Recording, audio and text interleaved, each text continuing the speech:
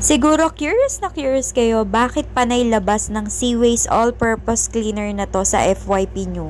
For today nga, kahit medyo masama yung aking pakiramdam ay ayan, maglilinis muna tayo ng ating working station. Ito twist nyo nga lang pala to para kahit papano ay lumabas yung product kapag nag-spray kayo. Tapos i-twist nyo lang ulit para naman ma-stop or hindi lumabas yung product kahit na-spray nyo pa. Dito na natin makikita kung talaga namang effective tong all-purpose cleaner na to from Seaways. Ito nga palang mga stain na lilinisin natin ay galing sa pencil ng anak ko. Ang nagustuhan ko dito ay hindi matapang yung amoy niya at in fairness nga, super mabango pa.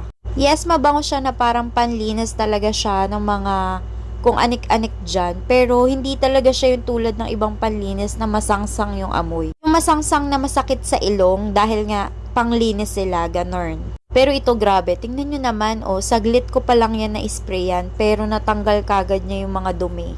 Ito talaga ang tunay na walang cut mga biha, kaya naman pala ang dami talaga nagugustuhan na bumili nito. Super easy to clean na lang yung mga stain na meron tayo sa mga tables natin, sa mga walls, at kung saan-saan pa sa parte ng bahay natin. Eto nga medyo maraming part dito na talaga naman pinagsulat-sulatan talaga ng anak ko. Ganyan talaga siguro kapag toddler, no? Kahit saan na lang talaga magsusulat sila. Kung matindi talaga yung stain, I suggest na ibabad nyo siya kahit mga 1 minute. Yes, para kahit papaano talaga namang malusaw niya yung mga stain dyan at wala talagang maiwan kahit katating. Super na-amaze ako dito sa may cleaner na to and napakamura lang neto mga be. Lagay ko na lang dyan sa yellow basket. Sure ako, mapapabili pa ako neto kasi sobrang ganda talaga. Tingnan nyo naman, naging malinis na ulit yung aking kaninang dugyot na table. Back to work na nga rin ako ulit mga B after neto kasi sobra talaga ako na-inspire dahil ang linis na ulit ng table ko.